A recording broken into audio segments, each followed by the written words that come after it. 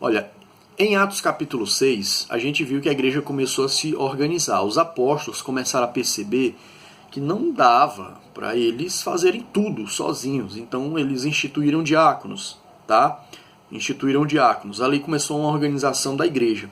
Cada cidade que eles iam, eles deixavam alguém preparado. Paulo, por exemplo, ele preparou pastores, ele discipulou, os outros apóstolos discipularam.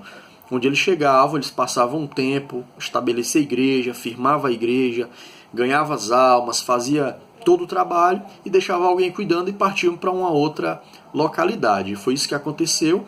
Então as igrejas se organizavam, tá? Em pastores, presbíteros. Paulo descreve isso muito bem, né? Apóstolos, presbíteros. Paulo falando a Timóteo, diz assim, olha, se alguém deseja o episcopado, ou seja, a obra ser bispo, excelente obra deseja, tá? Então a igreja começou a se organizar. Então você vai ver ali muitos que eram chamados de bispos, mesmo antes da romanização da igreja, tá? E mesmo antes disso, muitos foram chamados bispos, tá? Ele era bispo de Antioquia, ele era bispo disso, tá? E Inácio foi bispo de Antioquia e não foi depois da romanização da igreja, tá? Foi antes, ele já era chamado de bispo. E assim começou a ser chamados vários dos líderes de bispos, o pastor, ele era o presbítero. Então essa designação que para nós, para a nossa cultura brasileira, e quem está assistindo for assembleiano, a cultura assembleiana, nós temos na nossa igreja a figura do pastor e do presbítero, não temos do bispo, mas já tem igrejas que tem a figura do bispo e do pastor, não tem do presbítero. Nós temos igrejas que tem a figura do presbítero e do pastor, mas quem governa a igreja é o presbítero e quem prega é o pastor. Então a gente tem várias formas de governo da igreja, tá bom? Mas esses termos, naquele período, eles praticamente significavam quase que a mesma coisa. O bispo, o presbítero, o pastor, a diferença era muito pouca. Às vezes eles só falavam uma palavra diferente, mas significava, tá, a mesma coisa. Então a igreja se organizou, cresceu. A verdade é que a igreja atingiu todo mundo conhecido daquele momento. Onde se deu o ponto de mudança? Onde se deu o ponto de mudança? O ponto de mudança, tá?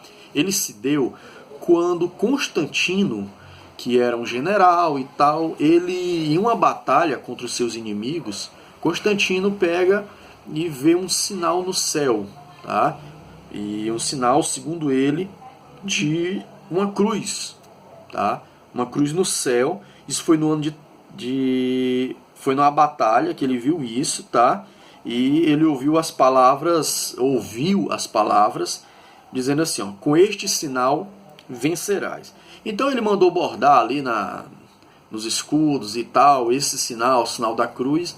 De fato ele venceu a guerra. Em 313 ele publicou o Edito de Milão, que garantia liberdade de culto para todo mundo, tá?